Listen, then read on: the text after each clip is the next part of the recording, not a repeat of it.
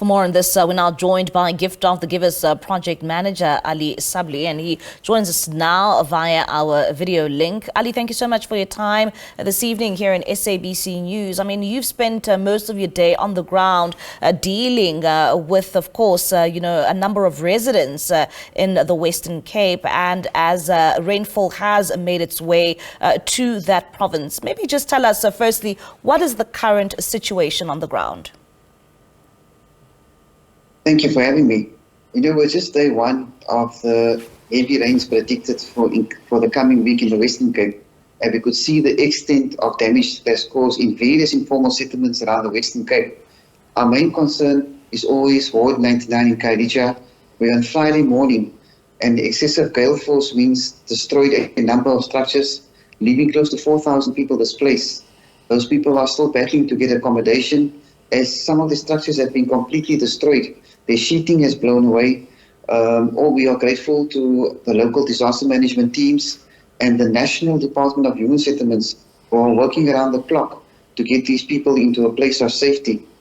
Then the calls started pouring in with the rain we had this morning. The island informal settlement in Makaza, Gugulethu, Lawantle, Lumzamo, Philippi East, Klapmuts, Sablay Pass Village, and the names continue.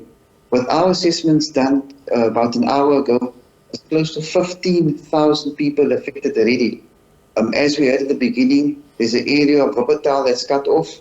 The community and the local municipality has reached out to us already, quite concerned of getting food supplies to the community, but the roads are closed. So we would have to work with the relevant authority, the Western Cape Disaster Risk Management teams, and the relevant authorities in getting food supply on that side.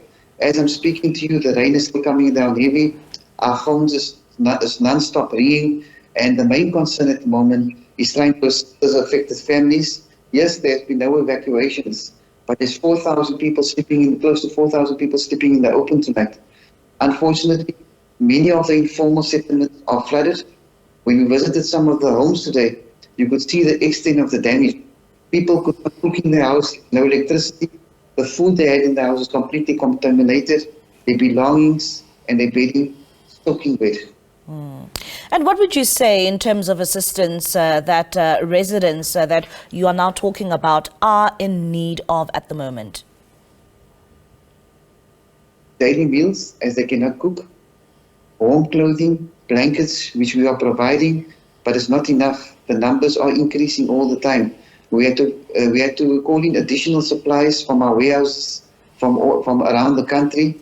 Not too long ago, last month, in less than 3 weeks, we assisted with flooding in the Western Cape once again, Eastern Cape, and the mini tornado in Durban. So we see the pattern of disasters occurring.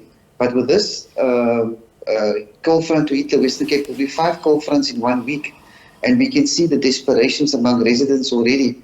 Food supplies is the most essential for them. They cannot cook for their families as the food is all contaminated. You must remember, Tuesday is back to school. Most of these learners are going to school without school uniforms, stationery, or books, as has been completely damaged. And some of the roads are cut off. So the main concern is the safety of the people. And number 2 is for the well-being. We are there to provide the humanitarian aid, but they in urgent need some form of black sheeting to cover their roofs.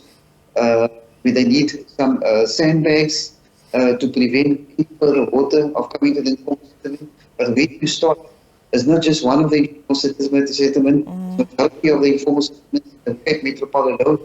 There's other local municipalities appealing to us for assistance in terms of sandbags, and if a disaster occurs, how fast can we get into the area? And which areas, as Gift of the Givers, will you be prioritizing over the next few days?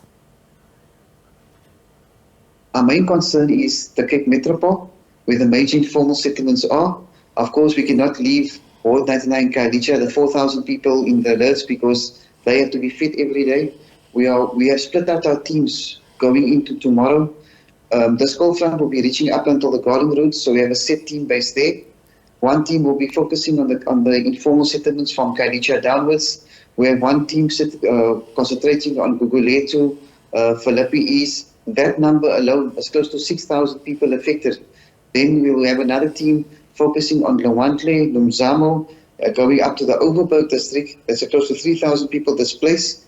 And tomorrow morning, we'll have a meeting with the relevant authorities to see how we can assist in delivering humanitarian aid to the people of Wuppertal and other areas of the Citrusdal that's completely cut off. And when it comes to this latest cold front that we are seeing in Cape Town, of course, with heavy rainfall, one would immediately ask, what does it say about climate change and where we find ourselves? I mean, not so long ago, these are the same areas that were also hit by heavy rainfall. Most definitely. But besides climate change, if you look how these informal settlements are expanding, it's, the drainage system is not enough. All credit due. Firstly, all credit due to the South African Weather Services, to the local disaster risk management teams, to the Western Cape disaster risk management teams for giving the level warnings, giving people time enough to take precautions to prevent this disaster. But you asked, how can we prevent something like this? The only solution is permanent housing.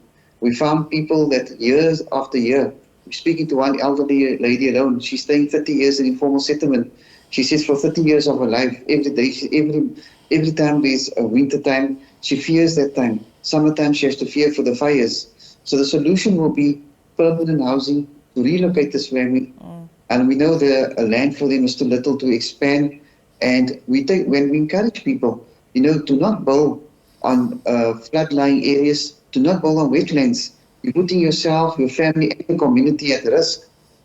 Sometimes it hinders the operation of humanitarian aid not being possible to visit these areas. And we ask them sometimes to listen, to take heed of the precautions being sent out to them, because sometimes it's not ideal to be in a situation where you are building your family's home or your family structure on a place that is known to be where danger will come through, especially when it's weather.